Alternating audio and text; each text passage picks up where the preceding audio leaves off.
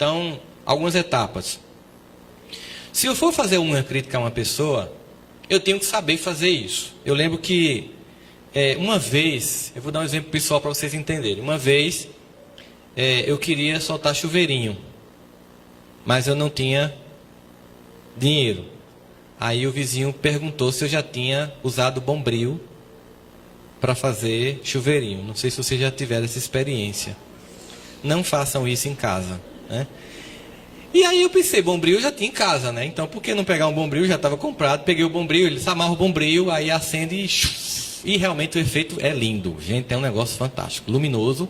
Só que eu fiz isso no quintal da vizinha e as roupas estavam estendidas.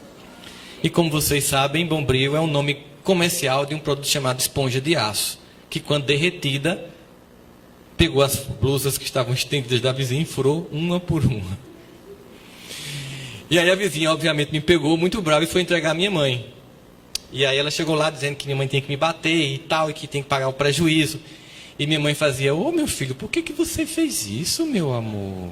E a vizinha foi ficando irritada, porque em vez da minha mãe bater na frente dela, ela ficou dizendo, meu amor, não faça isso não, me tratando com muito carinho. Eu sabia que quando a porta fosse fechada, mudaria muito, né, a dinâmica do relacionamento, do tom da conversa.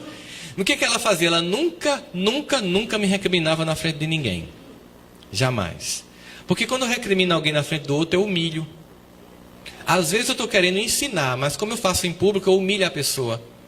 E aí tem um ditado romano que diz que você deve elogiar em público e recriminar na intimidade. Então, quando você vai conversar com alguém que você quer chamar a atenção sobre um equívoco, chame na intimidade. Jamais diga em público. Ou jamais diga antes de conversar com ela que você está achando que ela está errada. Infelizmente, a gente faz muito isso. Vou conversar com o Gustavo, não estou gostando da postura dele. Não diga antes de conversar com o Gustavo. Quem primeiro tem que saber é Gustavo. A gente primeiro conversa com as pessoas. E aí, quando eu chego para Gustavo, ele já está sabendo que eu estou falando mal dele. Qual vai ser a recepção dele para comigo? Péssima. Ele já está armado, porque eu estou queimando ele. E claro, quem leva a história para Gustavo aumenta muito. Gustavo, Rossano está dizendo que tu virou um marginal. É só exemplo, viu, irmão? Eu sei que você é do bem, a gente está junto. Então assim, a gente vai criando muita história quando eu vou chegar perto do outro. Então, evita conversar com as pessoas antes de conversar com a pessoa que você quer conversar. Leva uma testemunha. E aí vamos pensar, como é que eu faço? Se alguém chega para mim e você está conversando comigo assim, eu estou numa reunião e você faz assim, Rossandro, eu discordo completamente de você. Observe essa frase. Como assim? Completamente? Como é que você pode discordar completamente de alguém? O que acontece quando eu digo isso para alguém? A pessoa entra em defesa de ego. Ela faz, oxa, peraí, não é assim não.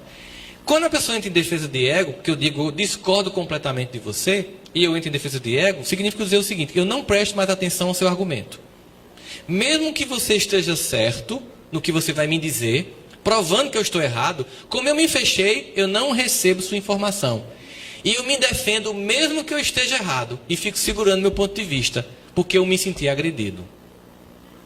Entendeu? Então o que é que eu tenho que fazer? Eu tenho que deixar o outro expor. Aí eu posso fazer assim. Rossandro, eu entendo o que você disse, mas eu discordo de tal ponto. Ainda assim o outro entra em defesa de ego. Menos, mais entra.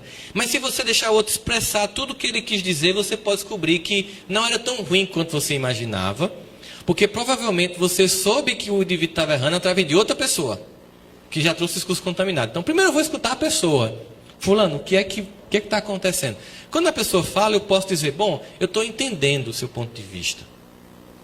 O que é que você acha desta possibilidade, então? Seria mais ou menos assim. Estou entendendo, João, que você está pensando que deve ser feito assim, mas o que é que você acha da gente também pensar em fazer deste jeito? O que é que eu estou fazendo aí? Eu estou dizendo a João que eu estou oferecendo uma outra alternativa. Eu estou discordando dele sem agredi-lo. Porque, na verdade, ninguém faz de propósito, gente, o erro assim. Alguém que já está no nível que a gente está, de conhecimento do Evangelho, de um nível legal de espiritualização, a gente não chega aqui para fazer o mal planejado, não. Ninguém chega aqui, vou lá destruir. Não. Quando faz na melhor das intenções. Quando faz crente que vai dar certo. Quando faz com objetivos legais. Pode estar equivocado, mas o objetivo é bom. Então eu tenho que pensar nisso. Ó. Essa pessoa está aqui, ela está querendo fazer da melhor forma possível dela. Não é o que deve ser feito. Então eu tenho que chegar junto dela para explicar que a gente pode fazer de uma outra forma sem perder esse trabalhador. Fantástico. Bem intencionado. Porque é mais ou menos como a gente chama na... Eu vou dar um exemplo de empresa, e claro, é só um exemplo, viu? Por favor, Centro Espírita é outra história. A gente chama de o quadrante da empresa sobre funcionários. Então, você tem um funcionário competente e desmotivado. O que é que eu faço se eu tenho um funcionário competente e desmotivado? O que é que eu tenho que trabalhar nele? A motivação.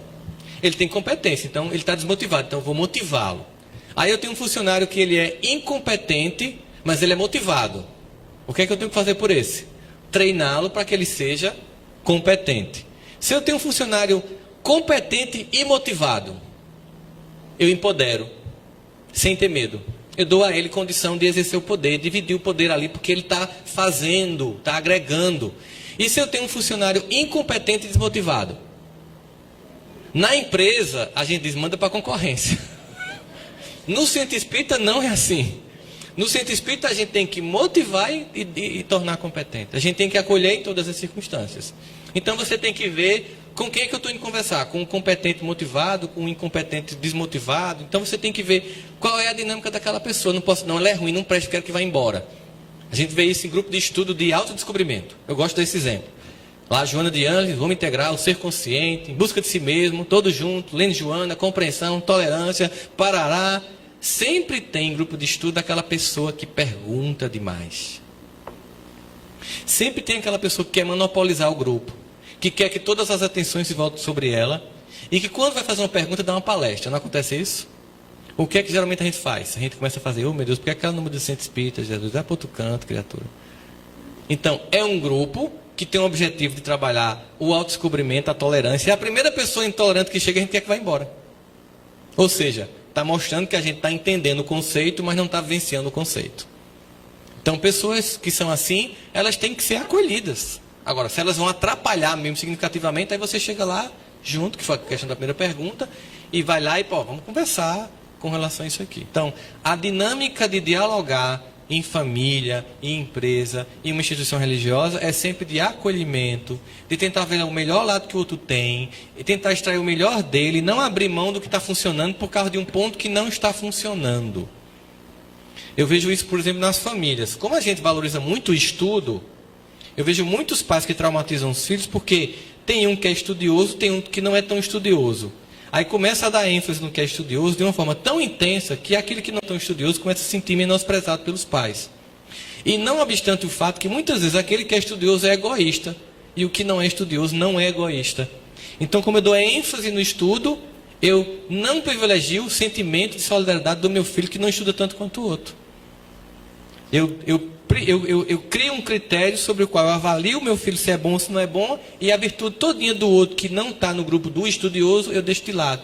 Aí tem uma pessoa magoada, que se sente menosprezada, que não vai se sentir amada. Então, por isso que Paulo fala muito sobre os dons no trabalho do bem. Cada um tem um dom. Então, cada um contribui de um modo.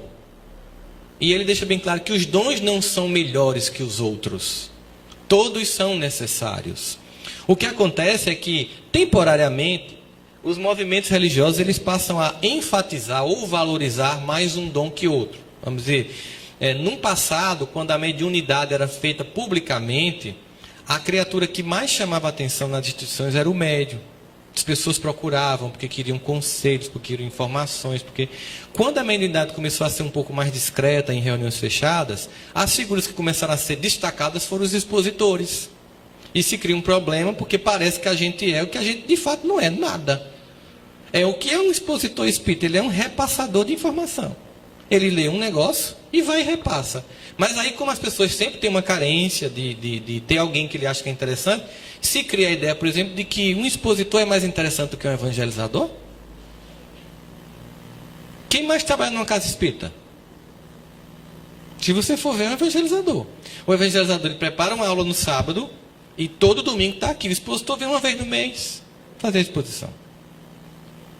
Se você for observar, quem mais trabalha? Evangelizador, a pessoa que está no grupo mediúnico, que toda noite, naquele dia, naquela semana, naquela hora, está lá, né, sobre ataque, fazendo a reunião mediúnica. Então, quando Paulo vai dizer, temos que entender que todos têm dom e que todos os dons são de Deus e que todos são importantes. Pronto, ninguém é melhor que ninguém.